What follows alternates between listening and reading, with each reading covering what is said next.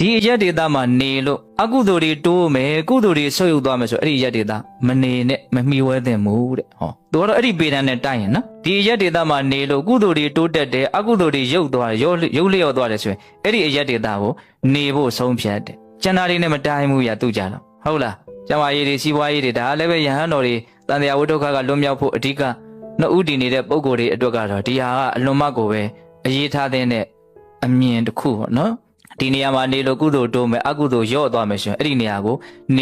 တဲ့ကျန်တာတွေသိအဆင်မပြေတောင်မှအဲ့ဒီနေရာကိုနေရမယ်အဲ့ဒီလိုမျိုးဆိုပြဟောတယ်ဟုတ်လားဒါကြောင့်နေရာအရေးကြီးတယ်ဆိုတာလေးကိုဘုန်းတို့ဒါ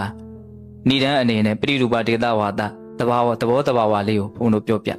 တကယ်တမ်းကမြတ်စွာဘုရားမှားတာတယ်ဘယ်နေရာကိုဘယ်တတ်တော်ဟာနေလို့ရှင်ပို့ပြီးတော့အကျိုးရှိနိုင်မယ်အကျိုးမဲ့သွားနိုင်တယ်ဆိုတာတွေကိုတိတိကျကျသိနိုင်လိမ့်မယ်ပေါ့ဒါကျေပြန့်တဲ့အကြောင်းလေးကိုဘုံဘုံပြောနေတာဟုတ်လားဥပမာဘုံတို့မြတ်စွာဘုရားသိတော်မူမြင်တော်မူဖို့နေရာနဲ့ပတ်သက်ပြီးတော့ပြောတဲ့အရာလေးတစ်ခုဘုံဘုံဒီမှာမှတ်ထားတာလေးဟာလူတိုင်းကြားဖို့ပါတယ်မေတ္တာတုတ်ဟောရင်းရဲ့အကြောင်းတရားယဟန်တော်900တော်ရဲသွားပြီးတော့ကမ္မထန်တရားယူပြီးတော့တော်ရဲသွားတရားအထုတ်ကြတော့နတ်တွေကနှောင့်ယှက်ကြတာကြားဦးတယ်လေဟုတ်လားနတ်တွေကအမြဲတမ်းယဟန်တွေကတီလာရှိတဲ့အခါကျတော့အောက်မှာပဲနေရတော့ယဟန်တွေမြန်မြန်ပြေးအောင်ဆိုပြီးတော့ဟာအမျိုးမျိုးချောင်းကြလှန့်ကြအနံဆိုးတွေအစင်းဆိုးတွေဘလို့မှနေမရတဲ့အခါကျတော့အဲ့ဒါဝါတွင်းကြီးပဲမြတ်စွာဘုရားဒီကိုပြန်ပြီးတော့ပြေးလာကြရတယ်ဆိုကြပါစို့အဲ့ဒီမှာမြတ်စွာဘုရားမြင်တယ်ဒီယဟန်တွေကအဲ့ဒီနေရာမှာနေမှနော်အတိတုဉဏ်တွေကိုရမယ်ဆိုတာကိုမြင်တယ်မြင်တဲ့အတွက်ကြောင့်ချစ်သားတို့အဲ့ဒီနေရာကိုပဲပြန်သွားအစင်မပြေလို့မှပြန်လာခဲ့တဲ့နေရာကိုမြတ်စွာဘုရားဘာလုပ်ခိုင်းတော့ပြန်သွားခိုင်းတယ်အဲ့လိုပြန်သွားခိုင်းတဲ့အခါကျတော့မြတ်စွာဘုရားတဲ့အလွန်ကြောက်မက်ဖွယ်ကောင်းတဲ့နေရာပေါ့နော်အဲ့တင်တို့မှလက်နဲ့မရှိလို့ပါတဲ့အဲ့ဒီနေရာမှာတင်တို့အစင်ပြေဖို့အတွက်ငါလက်နဲ့ပေးလိုက်မယ်အဲ့ဒီလက်နဲ့ကဘာလဲဆိုတော့မေတ္တာလက်နဲ့တဲ့အဲ့ဒါမေတ္တာတရားဘလို့ပွားရတယ်ဆိုတာကိုသင်ပေးပြီးတော့မြတ်စွာဘုရားမေတ္တာတုတ်တရားဒေသနာကိုချီးမြှင့်တယ်အဲ့ဒါကိုရွတ်ဖတ်အဲ့ဒီအတိုင်းလေ့ကျင့်ပွားများဆိုပြီးတော့မေတ္တာလက်နဲ့ကင်ဆောင်ပြီးတော့တခါစိတ်သစ်လူသစ်နဲ့တွားကြပြန်တယ်ဟောမေတ္တာတရားရဲ့အစွမ်းတတ္တိ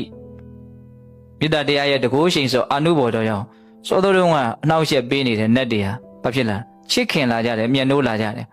ဝေယဝိဇ္ဇတွေတောင်ပြုကြတယ်လို့ဆိုတယ်ဟောအဲ့ဒီမှာပဲသူတို့ရဲ့အသိဉာဏ်တွေဟာတိုးတက်လာတော့မြတ်စွာဘုရားအကြောင်းတော်ကနေ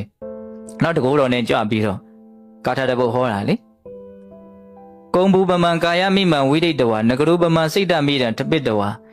ယောဒေထမာရံပညာဥဒေနဇိတင်္စရခေအနိဝေတနောတိယဖျားပေးသောဥမာများဆိုတဲ့ခေါင်းစဉ်နဲ့ဒီကာထာလေးကိုဘုံဘုံတို့အကျေတော်ဟောဘူးတယ်နော်ကုံဘူပမံကာယမိမံဝိဒိတဝါဒီခန္ဓာကိုယ်ကြီးဟာပျက်စီးလွယ်တဲ့အတွက်ကြောင့်ဒီခန္ဓာကိုယ်ကြီးကို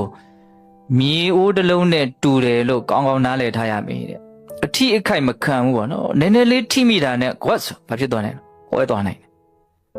နော်ဒါကြောင့်ခန္ဓာကိုယ်ကြီးကို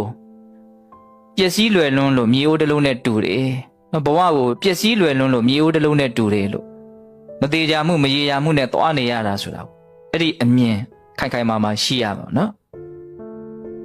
်နဂရုပမံစိတ်တမိတံတပိတဝါကွဲပြက်လွယ်တဲ့အဲ့ဒီခန္ဓာကိုယ်ရုပ်အစုကြီးကိုအမိပြုတ်ပြီးတော့နေတဲ့ဒီစိတ်ကိုကြတော့ကောင်းတဲ့လောကရန်နေနဲ့ပဲတွေ့မကောင်းတဲ့လောကရန်နေနဲ့ပဲတွေ့တုံလုံးမှုမရှိအောင်နော်သူ့ကိုခိုင်မာအောင်တီဆောက်ထားရမယ်ဥပမာအလွန်တောင့်တင်းခိုင်မာတဲ့ကာကွယ်ရေးစနစ်အလွန်ကောင်းတဲ့မြို့ကြီးတစ်မြို့လိုတီဆောက်ထားရမယ်တဲ့စိတ်ကိုကြတော့အရန်ခိုင်မာအောင်လုပ်ရမယ်ခန္ဓာကိုယ်ကြတော့ပျက်စီးလွယ်တယ်လို့သိရမယ်စိတ်ကိုကြတော့အလွန်ခိုင်မာအောင်တီဆောက်ရမယ်ဒါမျိုးဆိုဘုရားဉာဏ်တော်နဲ့မို့ဟောနိုင်တာနော်ဆန့်ကျင်ဘက်သဘောလေးခန္ဓာကိုယ်ကြီးကတော့ပျက်စီးလွယ်တယ်ဒါပေမဲ့စိတ်ကိုကြတော့အလွန်ကိုမပျက်စီးအောင်ဘာလုပ်ရမလို့တီဆောက်ရမယ်ယောဒေထမာရံပညာဥဒေနတကယ်ရန်သူအစစ်ဖြစ်တဲ့အလိုဆန္ဒတွေမကျေနပ်မှုတွေမိုက်မဲမှုတွေကိ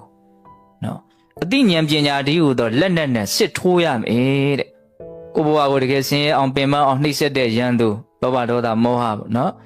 ်အဲ့ဒါတွေကိုအနိစ္စဒုက္ခအနတ္တအမှန်တရားတွေကိုသိတဲ့မြင်တဲ့ဉာဏ်ပညာအဲ့ဒီဉာဏ်ပညာကိုမြတ်စွာဘုရားဒီမှာလက်နက်လို့သုံးတယ်ပညာဥဒေနနော်ခန္ဓာရဲ့အကြောင်းကိုအမှန်ကန်သိမြင်နားလည်ခြင်းလို့ဆိုတဲ့ဉာဏ်ပညာဟာအလွန်အစွမ်းထက်တဲ့လက်နက်ပဲအဲ့ဒီလက်နက်ကိုကင်ဆွဲပြီးတော့ကိုယ်ကိုဆင်းရဲအောင်နှိမ့်ဆက်တဲ့ရန်သူကိုဘာလုပ်ရမလို့စစ်ထိုးရမယ်တဲ့ယောဒေထမာရံပညာဥဒေန နော်အတိလက်နဲ့နော်လောဘဒေါသယံကိုစစ်ထိုးရမယ်တဲ့အဲ့လိုစစ်ထိုးတဲ့အခါမှာအောင်မြင်မှုရမယ်ပေါ့နော်အဲ့ဒီရလာတဲ့အောင်မြင်မှုကိုလည်းပဲမပြည့်စည်အောင်ဆုပ်ယုပ်မသွားအောင်ဇိတင်စရခေအနိဝေဒနောတိယ